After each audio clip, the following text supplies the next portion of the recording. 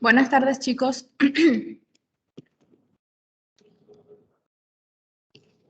Hoy vamos a hablar sobre los marcadores tumorales, siguiendo con nuestro contenido. Creo que va a fluctuar un poco el internet porque está un poco inestable. Pero vamos a tratar de hacerlo bastante entendible. ¿Está bien?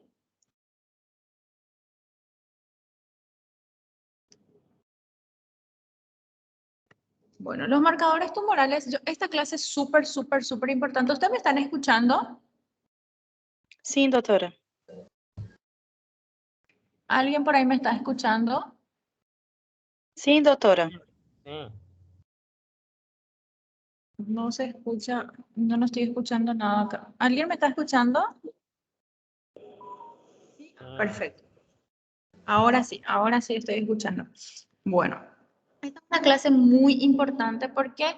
Porque por lo general los marcadores tumorales se usan muy mal en el hospital, en cualquier práctica, cuando, por ejemplo, hay sospecha de algún tipo de tumor, ya se dice, vamos a pedirle los marcadores tumorales.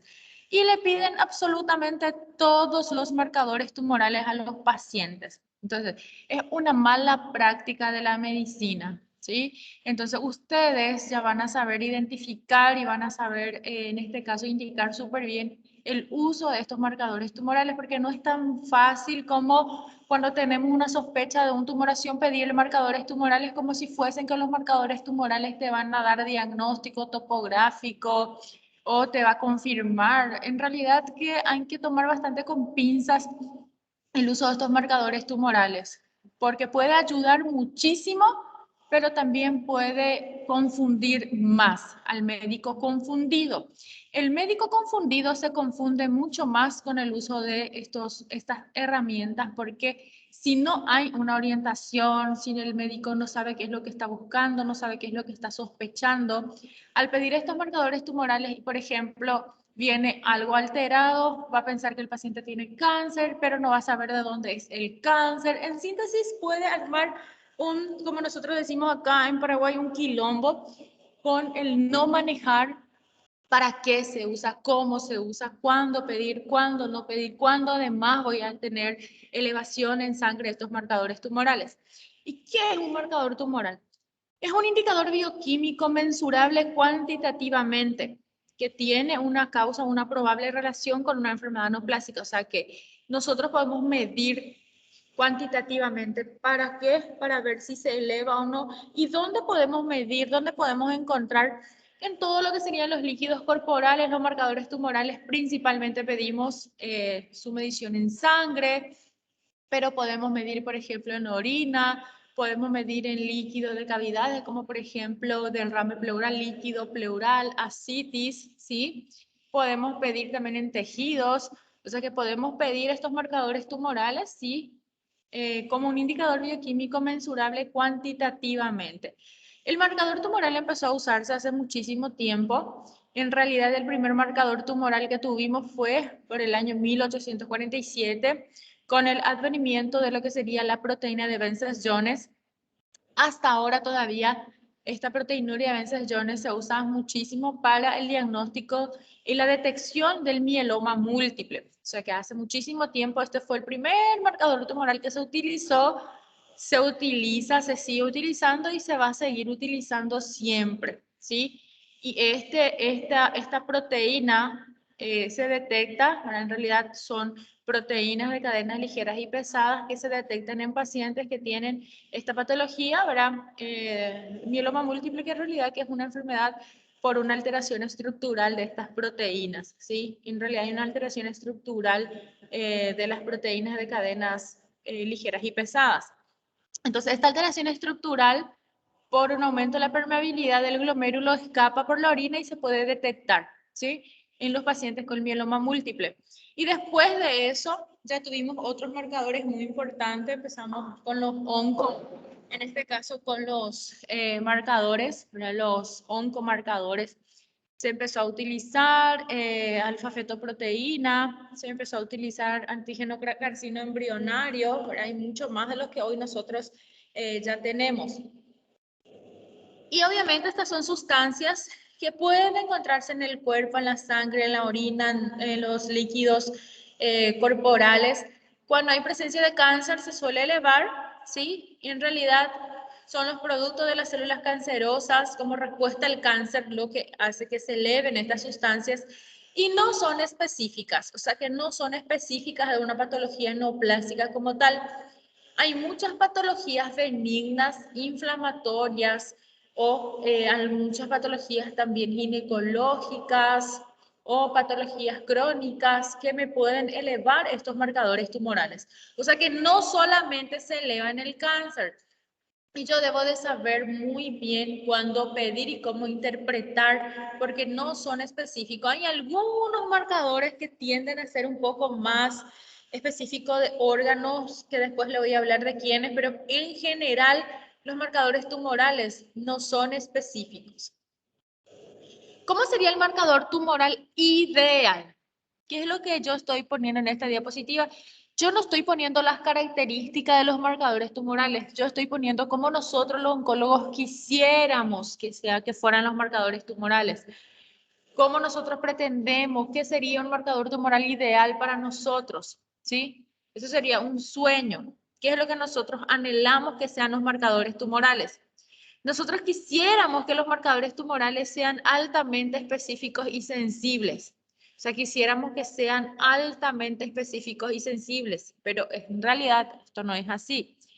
Quisiéramos que los marcadores tumorales que tengan una concentración proporcional a la masa tumoral, es decir, que a mayor elevación de marcadores tumorales me hable a mí de mayor enfermedad, de mayor volumen de enfermedad, de mayor extensión de la enfermedad.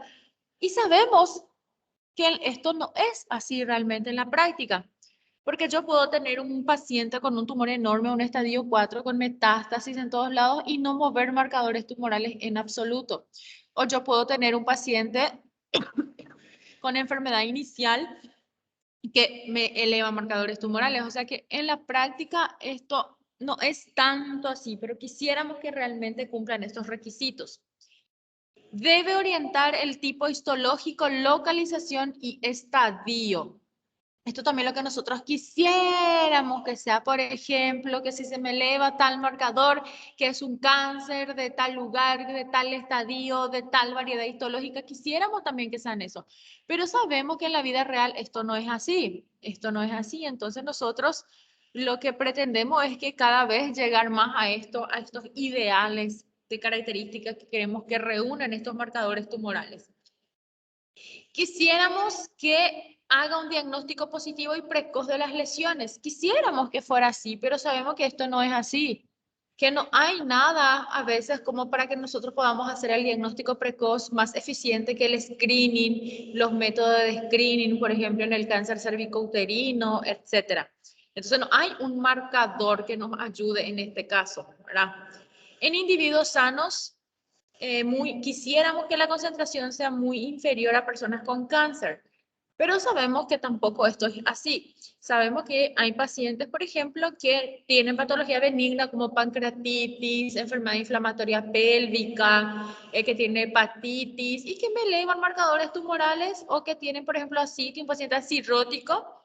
Un paciente cirrótico tiene ascitis y no tiene cáncer, pero eleva marcadores tumorales porque hay, en este caso, líquido libre en cavidad, ¿sí? Entonces, por eso, realmente nosotros quisiéramos que nuestros marcadores tumorales reúnan todas estas características, pero en la vida real sabemos que estamos un poco distantes de esta realidad. También quisiéramos que prediga la recurrencia antes de ser clínicamente detectables. Sí, esto también es muy importante para nosotros y quisiéramos que refleje la respuesta terapéutica, quisiéramos que se relacione con el pronóstico, quisiéramos que sea de fácil determinación en el laboratorio y quisiéramos de que sea un tipo costo-beneficio, porque sabemos que los marcadores tumorales cuestan también, le cuesta dinero al paciente. Y si ustedes le están pidiendo los marcadores habidos y por haber, porque ustedes no están orientados, no tienen una sospecha clínica, no saben qué es lo que están buscando, entonces el paciente va a gastar dinero, va a gastar tiempo y les va a traer un resultado que ustedes no van a poder identificar, no van a poder interpretar de una forma correcta. Así que ojo con estos chicos. ¿Cómo son nuestros marcadores tumorales en realidad? ¿Cuáles son las características de nuestros marcadores tumorales en realidad? En realidad, nuestro marcador tumoral, el nivel de un marcador tumoral puede elevarse en personas con condiciones benignas. Esto es muy importante. Hay muchas condiciones benignas en donde el paciente no tiene cáncer y me eleva marcadores tumorales, ¿sí? Como por ejemplo en un paciente que tiene insuficiencia cardíaca y ustedes saben que la insuficiencia cardíaca que me produce derrame pleural bilateral, entonces yo tengo líquido en cavidad. Entonces voy a elevar mi marcador tumoral que se eleva cuando hay presencia de líquido en cavidad, como el CA 125, por ejemplo, o se puede elevar en paciente con hepatitis, en paciente con pancreatitis, con enfermedad pélvica inflamatoria, en paciente con ascitis, en paciente con síndrome nefrótico. Eso se puede elevar en muchísimas condiciones benignas, ¿sí? Entonces tenemos que tener en cuenta esto. ¿Sí? Para que podamos identificar de una forma correcta cuando yo estoy hablando de una elevación por una condición benigna o maligna. Y si, por ejemplo, solamente porque mi paciente tiene la panza grande y tiene ascitis, y yo digo, ah, no, porque tiene ascitis, seguro que tiene una patología no plástica, como si fuera que las causas de síndrome ascítico fueran solamente patologías no plásticas. Y le piden, ah, bueno, entonces vamos a pedirle todos los marcadores tumorales. Y le piden todos los marcadores tumorales y se empieza a venir elevado, alterado todo. Y el médico ya no sabe qué hacer, ya no sabe cómo interpretar, ya no sabe qué decir. Entonces hay que tomar con muchísimo cuidado el pedir estos marcadores. Me tienen que orientar, no tengo que pedir por pedir, porque yo no sé lo que tiene el paciente, entonces lo voy a pedir. ¿Por qué? Porque me va a confundir más que ayudar, ¿sí? El nivel de un marcador tumoral no se eleva en todas las personas con cáncer, especialmente en etapas tempranas de la enfermedad. Y yo puedo tener casos también, por ejemplo, de cáncer de mama, que la paciente está empezando recién con algún nódulo y la paciente del nódulo es chiquito, yo le hago el marcador tumoral que usamos en el cáncer de mama, que es el CA 15-3, le pido y no está elevado. Y yo por eso voy a decir que no tiene cáncer.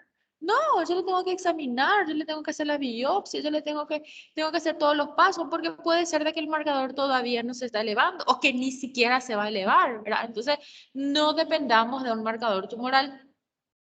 La mayoría de los marcadores tumorales no son específicos a un tipo particular del cáncer. Esto también es importante, porque hay muchos marcadores tumorales, por ejemplo, que se elevan en más de un tipo de cáncer, como ahora les voy a ir explicando, ¿verdad?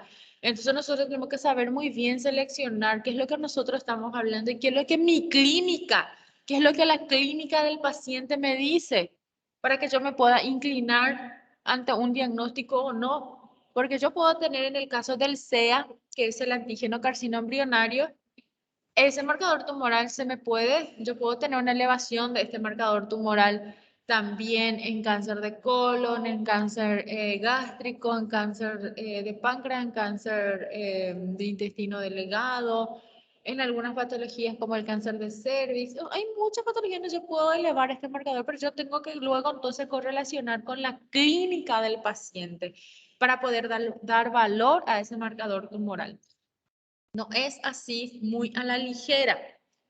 Estas son las categorías de los marcadores tumorales que tenemos, ¿sí? Están los marcadores tumorales que son hormonas, están los marcadores tumorales que son antígenos oncofetales, están los marcadores tumorales que son oncogenes, están los marcadores tumorales que son isoenzimas, algunas son glicoproteínas y algunas son proteínas específicas. Entre las hormonas, por ejemplo, tenemos la beta-HCG que usamos muchísimo, pedimos muchísimo la beta-HCG y luego la calcitonina también pedimos mucho, luego hay otras que no usamos. Entre las hormonas generalmente la beta-HCG y la calcitonina. En los antígenos oncofetales sí usamos los dos, la alfa-fetoproteína y el CEA, que es el antígeno carcino embrionario. Y entre los oncogenes, esto por lo general nosotros detectamos en tejido, ¿verdad? No tanto, no en sangre, ni en orina, ni en líquido de cavidades, sino más bien en tejidos, ¿sí? Ahí está el CARRAS, el NERRAS, el NMIC, ¿verdad? Que es mucho más especializado. Y luego tenemos las isoenzimas. Ahí por lo general la que usamos mucho es la fosfatasa alcalina, la deshidrogenasa láctica, la LDH usamos mucho, ¿sí? Y entre las glicoproteínas usamos todos. Usamos el CA125, el CA19.9, el CA15.3. Usamos todas estas glicoproteínas. Entre las proteínas específicas, ¿verdad? Obviamente usamos, en el caso del mieloma, algunas inmunoglobulinas, el PCA, obviamente, en el cáncer de próstata. Beta-2 microglobulina usamos mucho en las enfermedades hematológicas, leucemias, linfomas. Esos son los que más estamos usando, ¿sí? Entonces, hay algunos marcadores tumorales, por ejemplo, que están asociados a tumores. Entre ellos tenemos alguna, por ejemplo, la ferritina. Para la ferritina a nosotros nos es muy útil porque se eleva generalmente en muchos procesos infecciosos, virales, como por ejemplo en el COVID-19, ustedes saben que aumenta mucho la ferritina. Entonces, nosotros como marcador tumoral no usamos tanto. Entre las enzimas sí usamos mucho la LDH. ¿Cuál es la utilidad entonces para nosotros los marcadores tumorales? Cuando son bien utilizados, cuando son bien pedidos, son útiles, ¿sí? Cuando son bien pedidos, cuando el médico que lo está pidiendo está orientado, está ubicado en tiempo, espacio y persona, sabe qué es lo que hace, porque sospecha algo, tiene una sospecha clínica, ¿sí?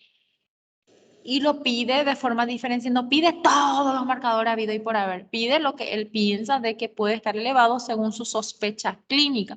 Ahí es útil, ¿sí? Ahí es útil para la detección, diagnóstico, pronóstico, seguimiento y recurrencia. Cuando en condiciones donde el médico está orientado, donde hay una orientación clínica por los signos y síntomas que tiene el paciente, entonces me da una aproximación de la topografía en donde puede originarse, en este caso, el tumor, y el paciente obviamente va a beneficiarse de esta detección de estos marcadores tumorales en esas condiciones, ¿verdad?, que les comenté. Entonces le voy a hablar brevemente de algunos más frecuentes que nosotros usamos muchísimo en la práctica médica.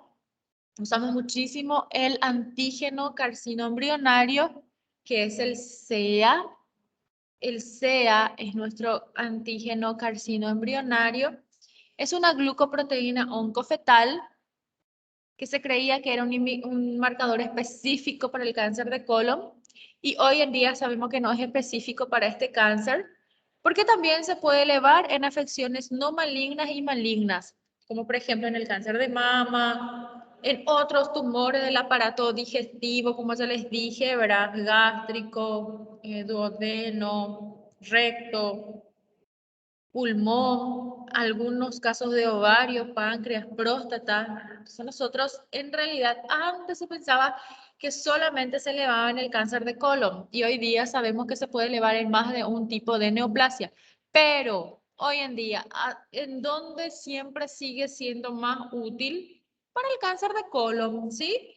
Entonces, si yo tengo un paciente con alteración del hábito intestinal, diarreas alternando con constipación, un paciente con un síndrome anémico, ¿verdad? Y yo le hice, en este caso, su test, su sangre oculta, viene positivo. Si yo tengo esta sospecha clínica, obviamente yo le voy a pedir SEA, yo le voy a pedir este marcador tumoral que es lo que más se aproxima a mi sospecha clínica, ¿sí? Entonces, si es que nosotros estamos orientados y queremos buscar un cáncer de colon, entonces el que más nos va a ayudar va a ser este antígeno carcino embrionario, que es el SEA. Pero si yo no sé lo que tiene mi paciente, yo simplemente sospecho que tiene cáncer porque tiene cáncer, pero ni sé ni de dónde ni nada. No tengo ningún tipo de sospecha clínica dirigida a ningún órgano. Entonces yo le puedo mandar y me puede venir el alterado y yo no sé qué hacer de mi paciente, ¿sí? Entonces es muy importante que el médico esté ubicado, que se acompañe de los síntomas, que acompañe, en este caso, una sospecha clínica para que el marcador sea útil. En las condiciones en donde yo sospecho plenamente un cáncer de colon, obviamente que el SEA va a ser de muchísima utilidad. Entonces yo pido, si se eleva, me va a ayudar muchísimo para el seguimiento del paciente, porque si se eleva y yo le hago un tratamiento, el marcador tiene que bajar y tiene que normalizar, ¿sí? Entonces, y si aumenta y el paciente está en curso de tratamiento y el marcador estaba a 300 y de repente empieza a subir a 500 y el paciente está en curso de tratamiento, significa que hay progresión de la enfermedad, que el paciente está con una enfermedad en progresión, ¿sí? Entonces, por eso es muy importante que yo pueda realmente, que yo tenga esa percepción, ¿verdad? De lo que sería la indicación correcta. Entonces, el SEA es una glicoproteína oncofetal que es muy útil para el cáncer de colon, pero no es específico para ese órgano porque se eleva en condiciones malignas y no malignas de diversas patologías, ¿verdad? Por ejemplo, aquí, alcoholismo, una enfermedad inflamatoria intestinal, fibrosis quística, personas que fuman cigarrillos en exceso en el hipotiroidismo puede aumentar, ¿verdad? Incluso ustedes si fuman mucho cigarrillo y hacen su SEA, puede venir alterado y ustedes no tienen cáncer, ¿verdad? En pacientes, por ejemplo, alcohólicos, en pacientes con endocrinopatías como el hipotiroidismo, ¿sí? Entonces, es muy importante tener en cuenta estas cosas. Pero a pesar de esta inespecificidad, es muy útil para establecer el pronóstico y vigilar el tratamiento, como ya les dije, ¿verdad? En el caso de que yo tenga una sospecha clínica dirigida en CA de colon, ¿sí? Podemos determinar dónde, en el líquido asítico, en la orina, en la sangre o en líquido de cualquier cavidad. Nosotros identificamos, normalmente pedimos su detección en sangre, ¿sí? Acá está el valor normal, ¿sí? Generalmente se puede mover un poquito en condiciones benignas y un valor mayor a 10 ya me relaciona más con malignidad. ¿Está bien? Eso sería el SEA, que es el antígeno carcino embrionario. Después tenemos el CA19-9. El CA19-9 es un oligosacárido mucino. Tiende a inclinarse mucho más para la especificidad del cáncer de páncreas, empleado clínicamente para vigilar el tratamiento y predecir recurrencias de la enfermedad. Pero si mi paciente tiene, por ejemplo, un cáncer de páncreas inicial, puede ser de que este marcador sea normal, por lo que no es considerado como una prueba adecuada para su detección. ¿Está bien? Entonces, el CA19-9, un oligosacárido mucino, sirve muchísimo, orienta muchísimo en el cáncer de páncreas, pero yo no puedo usar como un marcador para detectar en un paciente, por ejemplo, oligosintomático, porque puede ser de que este marcador tumoral aún no se eleve, ¿está bien?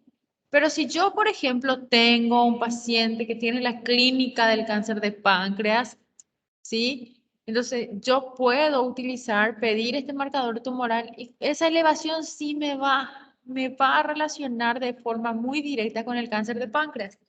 Y entonces a mí me va a servir muchísimo este marcador tumoral para vigilar si mi paciente está o no está respondiendo al tratamiento, ¿sí? porque me predice muchísimo la recurrencia y me es muy útil para vigilar el tratamiento. Por ejemplo, si yo tengo un paciente con masa abdominal, yo sospecho de que puede ser un cáncer de páncreas porque el dolor es en mi abdomen superior, el paciente está ictérico, yo digo puede ser un cáncer de páncreas, yo le pido el CA 19,9, en ese momento vino 400. Obviamente esto a mí ya me acerca muchísimo al diagnóstico de cáncer de páncreas, ¿sí? Y entonces, ¿qué pasa? Yo le tomo una biopsia, evidentemente sale un adenocarcinoma de páncreas, y entonces este 400 de marcador tumoral tiene que ser mi valor de referencia. ¿Por qué? Porque este paciente se va a someter a tratamiento. Digamos que se va a someter a quimioterapia preoperatoria. Entonces yo le hago la quimioterapia, yo le vigilo la respuesta y este marcador tumoral tiene que descender. Tiene que descender. Yo tengo que vigilar el descenso de estos marcadores tumorales porque yo estoy vigilando la respuesta al tratamiento.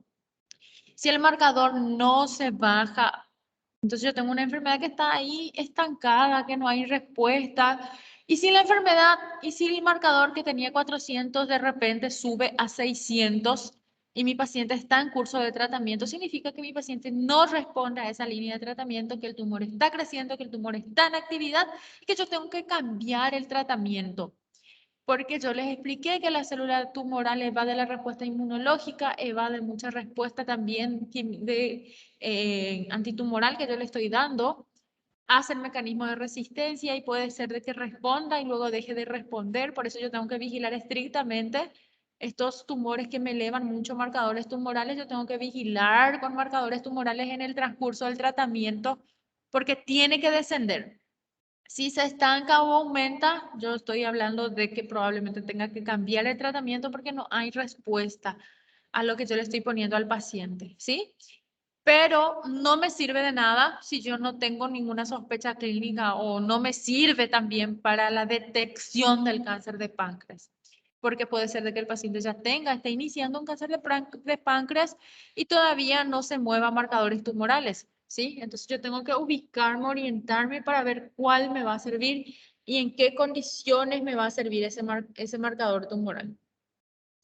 Entonces se eleva, sirve muchísimo para el cáncer de páncreas,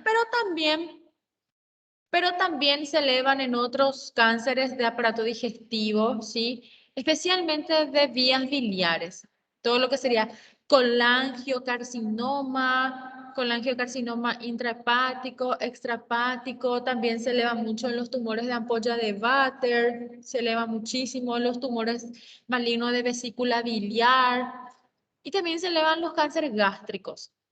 También puedo tener elevación de CA 19,9. Se me puede elevar también, por ejemplo, en afecciones no cancerosas, como por ejemplo en alguna alteración de glándulas tiroides, como por ejemplo tiroiditis Hashimoto, tiroiditis autoinmune, en alguna enfermedad del intestino, del páncreas, alguna fibrosis quística, una pancreatitis, ¿sí? Entonces, es muy importante que yo sí realmente sepa por qué estoy pidiendo, que yo tenga una orientación. ¿Por qué? Porque yo puedo tener, por ejemplo, un paciente que le duele el abdomen, pero tiene una pancreatitis y no tiene un cáncer de páncreas, que es algo agudo. Un dolor abdominal agudo puede dar una comida copiosa. O un dolor abdominal agudo en un paciente que tiene litiasis vesicular y me hizo una pancreatitis, ¿sí? Y si yo pienso, ay, no, le vamos a pedir marcadores tumorales, yo le pido SA 19,9, me va a venir aumentado porque estamos hablando de una enfermedad inflamatoria pancreática. Y no significa que el paciente vaya a tener cáncer de páncreas, ¿me entienden? Ustedes tienen que orientarse, tienen que tener una sospecha clínica, tienen que saber qué es lo que piden, por qué están pidiendo, para que les sirva y les sea útil. Porque si le piden por pedir, solo porque no saben lo que tiene el paciente, les va a venir alterado y ustedes van a estar confundidos, no van a saber qué hacer de ese valor, ¿sí? Entonces, es sumamente importante. Puede ser, Marcos, que el audio esté fallando porque la conexión está inestable, ¿sí? Puede ser de que realmente esté fallando porque yo tengo una conexión inestable acá, no sé si los demás escuchan bien. Bueno, hay un marcador tumoral que se usa mucho en el Brasil. Nosotros ya no usamos más acá prácticamente este marcador tumoral, porque este marcador tumoral, ¿qué pasa con este marcador tumoral? Usualmente se eleva en prácticamente todo. Nosotros lo que estamos es tratando de seleccionar marcadores tumorales que sean cada vez más relacionados a alguna patología órgano específica y con todo lo que yo les comenté que no existe realmente, ¿verdad? Esto, porque se elevan más de un tipo de cáncer y yo tengo que saber muy bien por qué estoy pidiendo y qué es lo que yo quiero saber.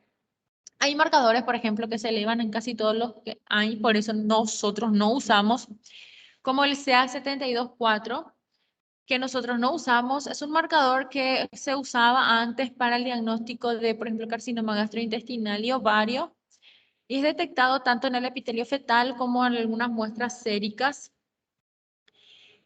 En la actualidad, en algunos países, incluso yo creo que en el Brasil, algún lugar se usa, pero yo sé que en el sirio libanés no se usa, ¿sí? En el AC Camargo tampoco se usa. No sé si en algunos otros lugares pueden ser que estén usando, pero hay en algunos lugares en el mundo donde se usa para identificar los tumores epiteliales. Sus niveles pueden estar elevados, por ejemplo, en muchas patologías benignas. Incluso un pólipo colorectal puede elevar este marcador. Entonces es realmente súper inespecífico. Se eleva en pancreatitis, se eleva en cirrosis hepática, en hepatitis viral, obstrucción biliar, pólipos. Y no me orienta realmente en mucho porque imagínense que hasta un pólipo puede elevarlo, ¿verdad? Entonces es realmente muy difícil. El CA125, sí, este sí usamos muchísimo. El CA125 es muy útil. Todos estos marcadores tumorales son temas de examen, ¿sí? Así es que presten mucha atención. Si tienen alguna duda, ustedes vayan preguntando. Marcador tumoral sale en las parciales, marcador tumoral sale en el examen final. Marcador tumoral es un tema muy importante porque se cometen demasiados errores con esto. Ahora vemos muchos errores médicos con esto.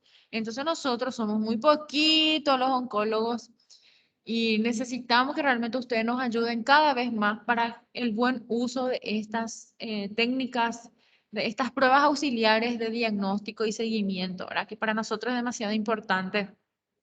Y por eso yo en esta clase de marcadores tumorales, yo quiero que ustedes puedan evacuar las dudas que ustedes tengan porque les va a servir para la vida.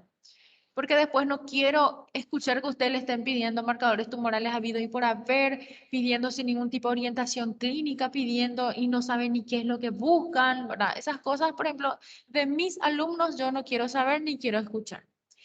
Y está un marcador tumoral que es muy útil, que es el CA125. Este marcador tumoral es un muy buen marcador de carcinoma de ovario y de endometrio, ¿sí? Usamos muchísimo para los tumores ginecológicos. Sube muchísimo los tumores de ovario, los tumores malignos de ovario epitelial. Epitelial, ¿sí? Porque cáncer de ovario, los tumores de ovario también pueden ser germinales. En los germinales, este no se eleva. Se eleva en los tumores de ovarios epiteliales y de endometrio. No en el cervix, ¿sí? No es útil en el cáncer de cervix, solamente ovario y endometrio. ¿Qué es el CA125? El CA125 es una glicoproteína transmembrana de tipo mucina, ¿sí? Que se produce, ¿verdad? Usualmente en el útero, en el cervix y en serosa como pleura, peritoneo y pericardio. ¿Está bien? Se produce normalmente en estas serosas, ¿sí? Por ende, si yo tengo un paciente, por ejemplo, que tiene derrame pleural, que tiene ascitis, que tiene derrame pericárdico, que tiene peritonitis, que tiene endometriosis, que tiene enfermedad pélvica inflamatoria, que tiene fibromatosis, que tiene pancreatitis, se va a elevar, ¿sí?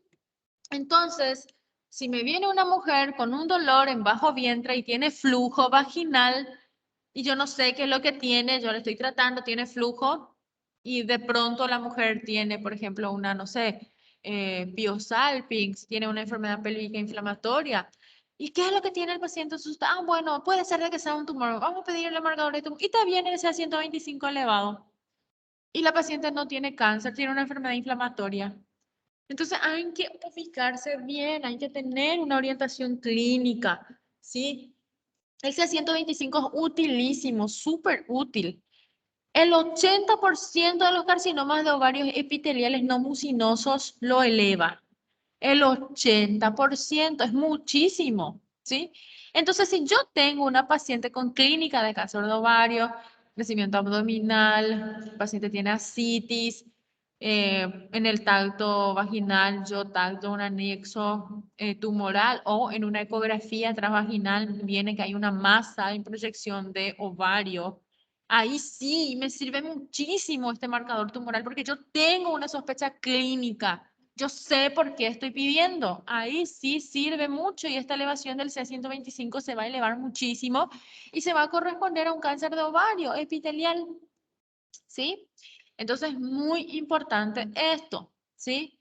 Se elevan también en otros tipos histológicos de cáncer de ovario. A ustedes les interesa que se eleva en el cáncer de ovario epitelial. ¿Está bien?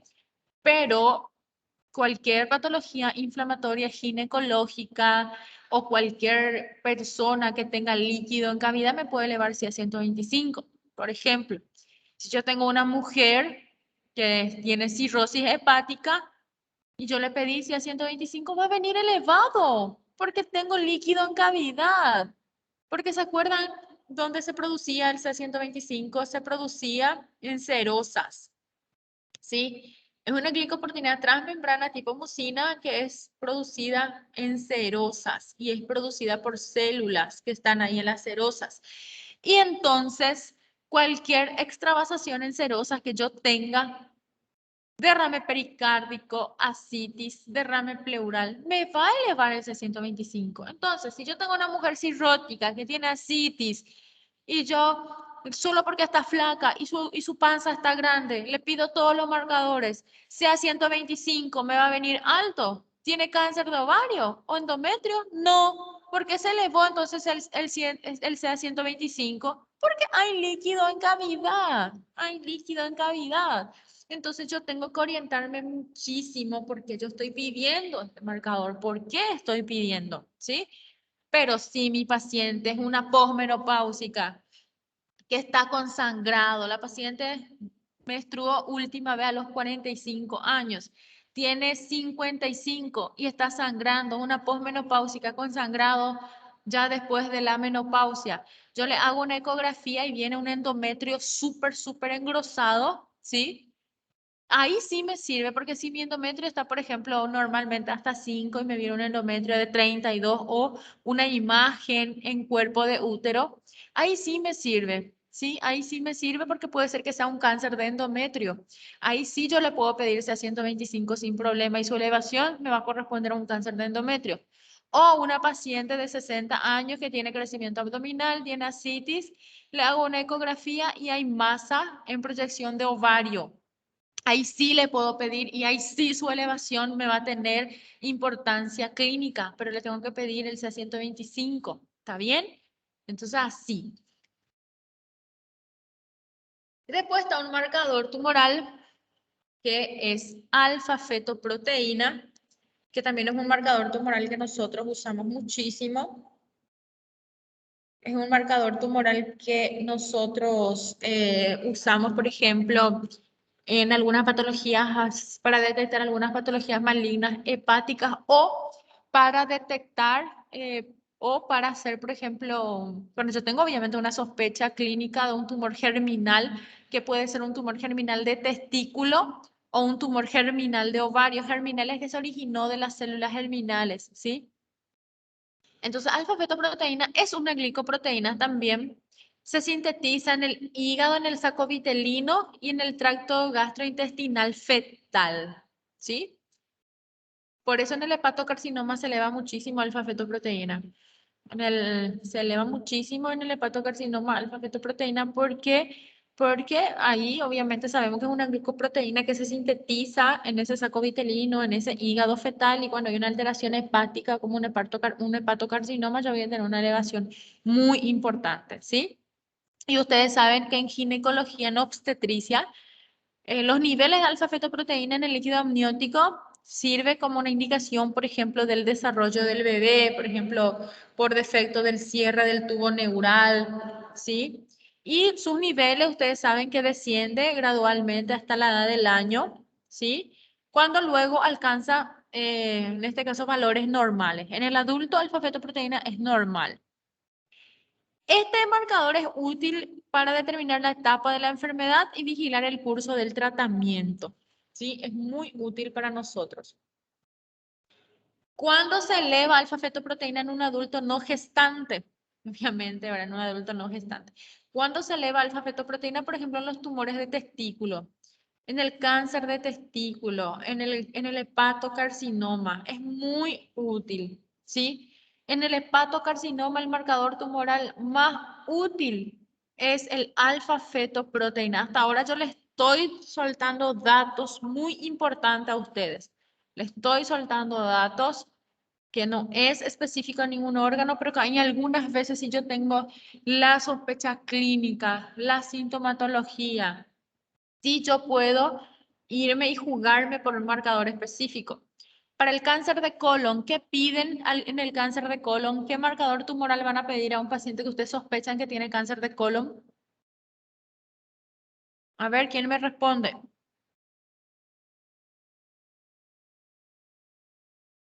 Para el cáncer de colon, ¿qué van a pedir? Pueden escribir en el chat si no quieren prender su micrófono y hablar. ¿Nadie se acuerda o nadie más está conectado? Antígeno, reação embrionária. Sí, el SEA, muy bien, el SEA. Para el cáncer de colon, entonces se pide SEA, ¿verdad? Que es el que más, pero también después le voy a hablar del 19.9 que puede elevarse, que ya les comenté, ¿verdad? Pero el SEA en el cáncer de colon. Para el cáncer de páncreas, 19,9. muy bien. Para el cáncer de páncreas, SEA 19.9, ¿sí? Cáncer de ovario epitelial,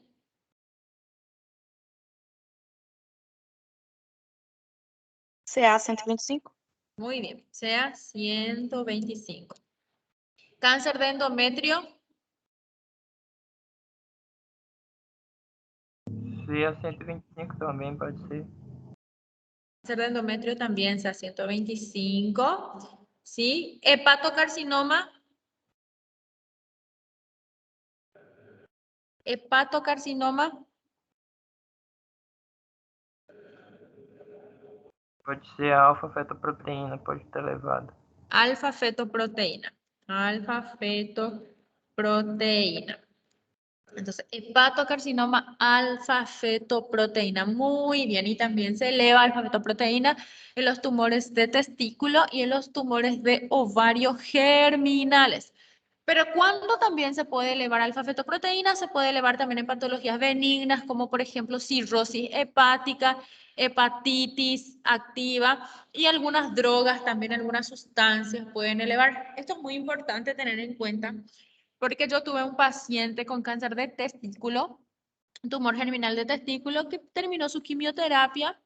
El paciente tenía alfa-fetoproteína elevadísimo, yo creo que tenía 14.000, súper elevado tenía alfa-fetoproteína.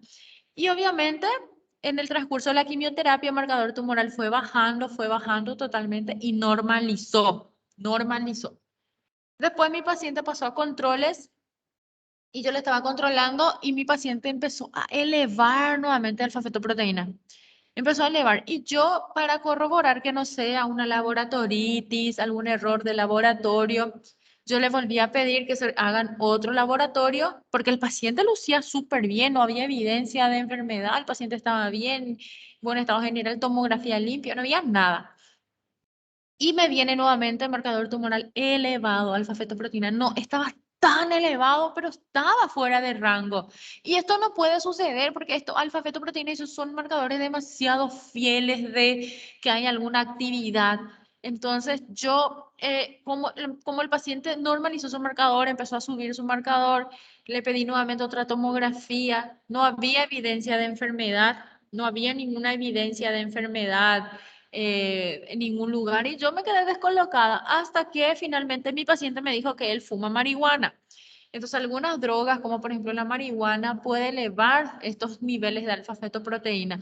Obviamente no va a elevar a condiciones súper, muy altas, pero sí va a tocar y va a estar fuera de rango.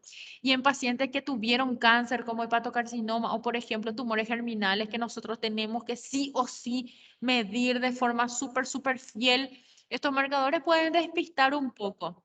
Entonces, es muy importante tener en cuenta eso. Aquí Amorín está respondiendo, ahora recién me llegó su mensaje, pero sí está bien su respuesta. Bueno, alfa-fetoproteína también ustedes saben que está elevado en el líquido amniótico, ¿verdad? Cuando se sospecha, por ejemplo, en alguna anormalidad en el feto, como por ejemplo defectos del cierre del tubo neural, alguna espina bífida, se puede elevar también en embarazos múltiples. Entonces, generalmente se hace con la amniocentesis, pero yo creo que por ahora ya no se hacen estos procedimientos invasivos. También está disminuida en presencia, por ejemplo, de síndrome de Down, ¿verdad? Por debajo de los valores que tienen que estar aumentados en ese momento, ¿verdad? Del embarazo. Puede ser, por ejemplo, por alguna insuficiencia placentaria, atresia intestinales, gastrosquisis, onfalocele, que son malformaciones congénitas que ustedes seguramente que estudiaron en embriología, que pueden también alterar las concentraciones de alfa-fetoproteína. Después está otro marcador tumoral muy importante, que es beta-HCG. Yo no sé si ustedes vieron ya alguna publicidad en el Facebook que salió de que supuestamente si un hombre se hace un análisis de embarazo y si el análisis de embarazo viene positivo en un hombre que tiene cáncer. ¿Escucharon ya eso en el Facebook? ¿O vieron? Que si un hombre se somete a un test de embarazo y que si le sale positivo tiene cáncer. Sí. Bueno, y eso es cierto, eso es ciertísimo. ¿Por qué? Porque esta beta HCG no puede estar presente así porque está presente. ¿Por qué? Si la mujer está embarazada, ¿qué es lo que produce la beta HCG? La célula del sitio trofoblasto de la placenta, ¿verdad? Esa es la que produce. Entonces, si yo no tengo, si el hombre no está embarazado, es imposible que el hombre esté embarazado, ¿verdad? Porque biológicamente hasta hoy en día es imposible, ¿verdad? Entonces, si yo no tengo células del sitio trofoblasto que me estén produciendo, que me estén dando la producción de beta-HCG, es imposible que una persona eleve beta-HCG. Por eso, si beta-HCG viene positivo, la mujer está embarazada porque se forma la placenta y de la placenta la célula del sitio trofoblasto está eliminando esta hormona, que es la que se detecta en el test de embarazo, ¿sí? Porque está ahí la placenta y están estas células produciendo esto. Pero si la mujer no está embarazada, ¿verdad? Si el hombre se hace y se le sale positivo, no hay de dónde en realidad es muy cierto esto, ¿verdad?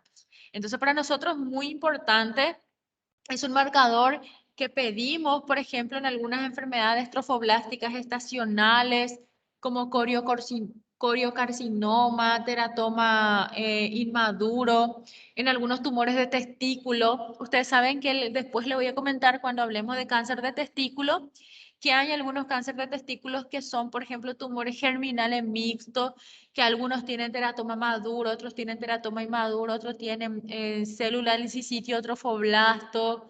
Si tiene, por ejemplo, un componente, ¿verdad? De sitio trofoblasto, por decirlo así, o un componente de saco vitelino, me va a subir alfa-fetoproteína y me va a subir también beta-HCG.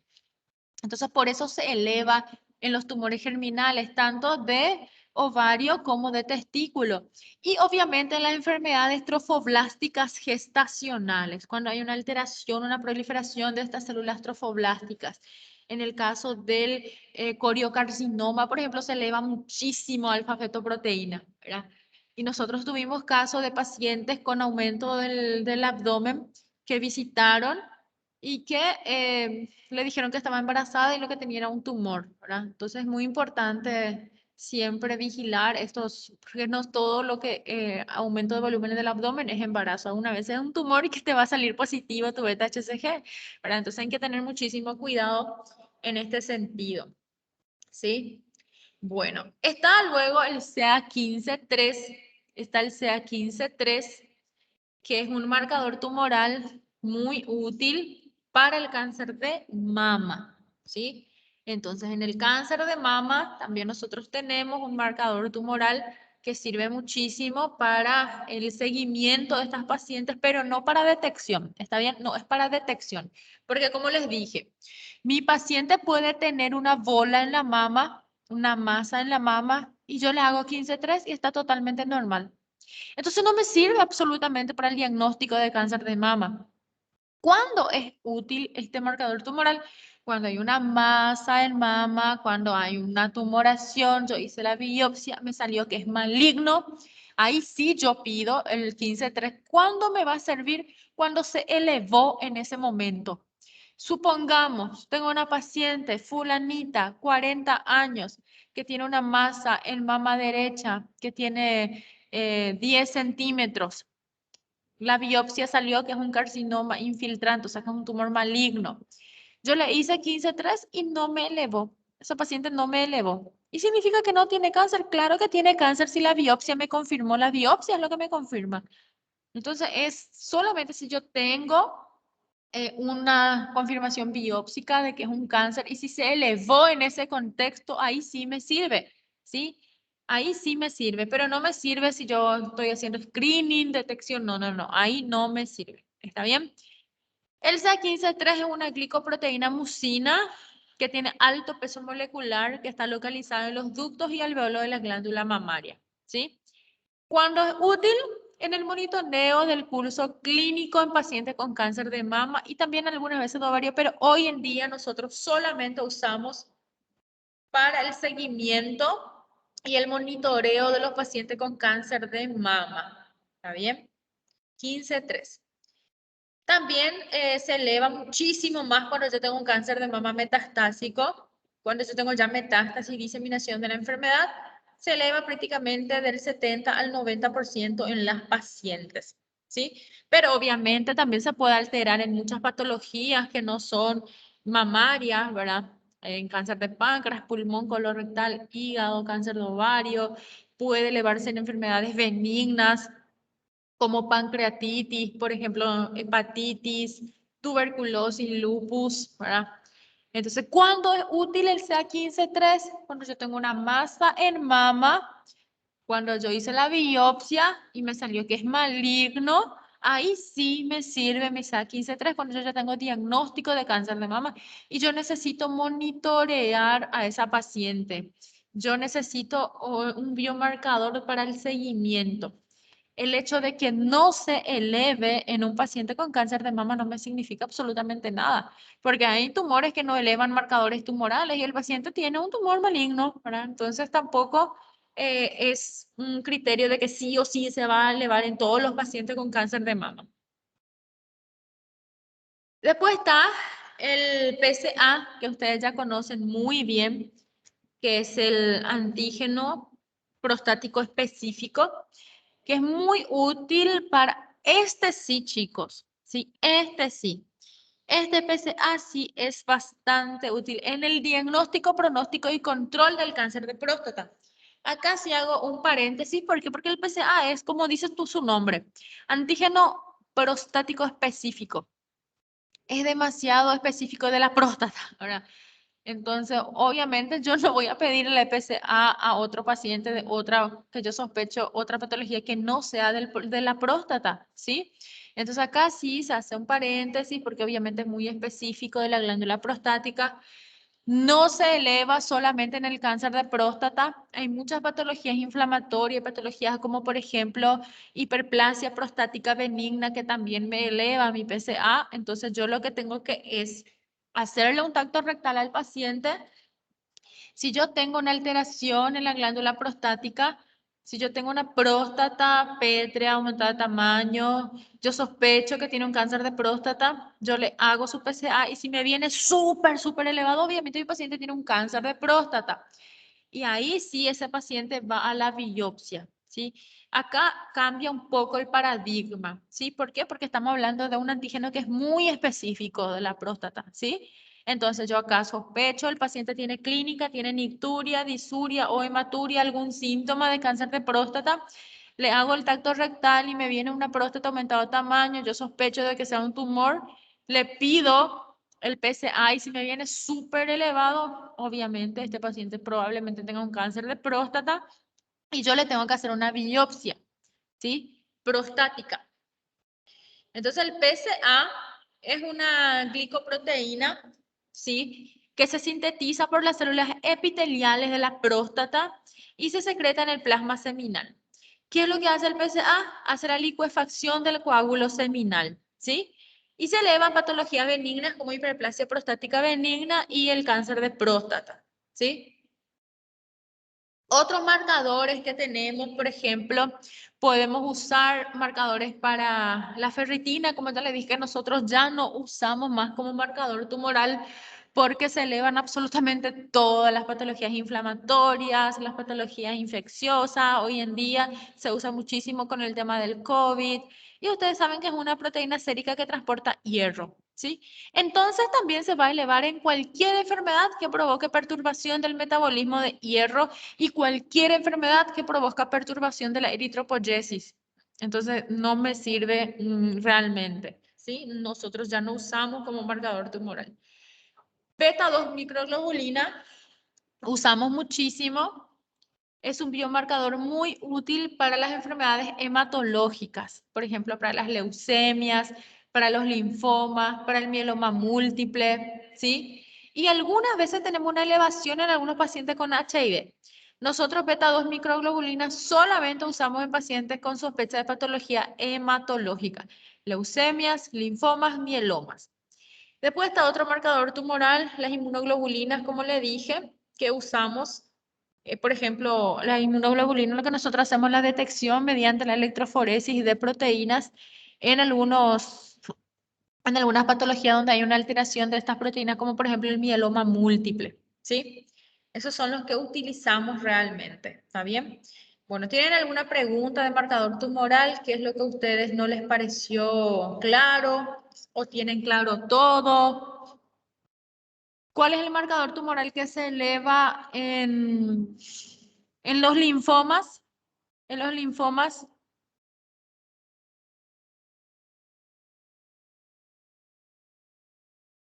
Microglobulina beta 2.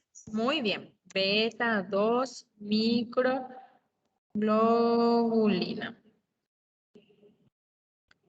Súper bien. El tumor que se eleva en las enfermedades, el tumor que se eleva, el marcador tumoral que se eleva en las enfermedades trofoblásticas gestacionales y cáncer de testículo, por ejemplo, en el hombre. HCG. Muy bien, beta HCG. Súper bien, chicos. Tienen bastante claro. Yo no sé si hay alguna pregunta, si algo no les quedó claro. Así como yo les hice la pregunta ahora en la clase, serán las preguntas en el examen, en la prueba, ¿está bien?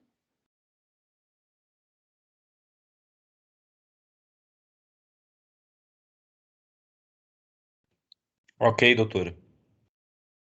Bueno, muy bien, entonces, chicos, muchas gracias por la atención. Vayan estudiando. Nos encontramos en la próxima clase.